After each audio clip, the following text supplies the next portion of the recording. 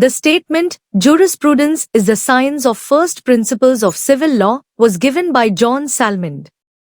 To understand this, we must break the statement into simple parts. Jurisprudence means the study or philosophy of law. Science means a systematic and logical study. First principles means the basic and fundamental ideas on which law is built. Civil law here does not mean only civil cases, but the whole body of law of a country. According to Salmond, jurisprudence studies the basic concepts and fundamental principles that form the foundation of all laws.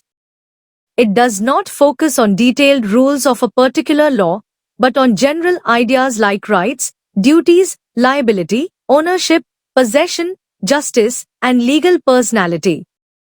These are called first principles because they are the starting point of understanding any legal system.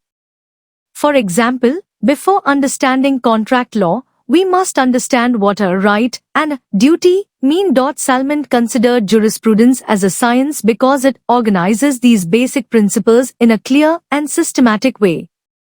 It helps in explaining how different legal concepts are connected with each other.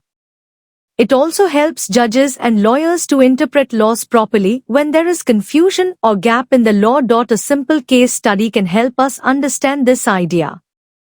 In the case of Rylands v. Fletcher, the defendant built a reservoir on his land, which later burst and flooded the plaintiff's mine.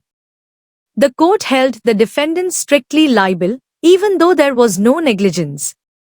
This case established the principle of strict liability. From Salmond's point of view, jurisprudence studies this as a fundamental principle of liability. It explains when a person is responsible for harm, even without fault. In conclusion, Salmond's definition means that jurisprudence is a systematic study of the basic ideas and principles. It forms the foundation for all legal knowledge and helps in better understanding and application of law.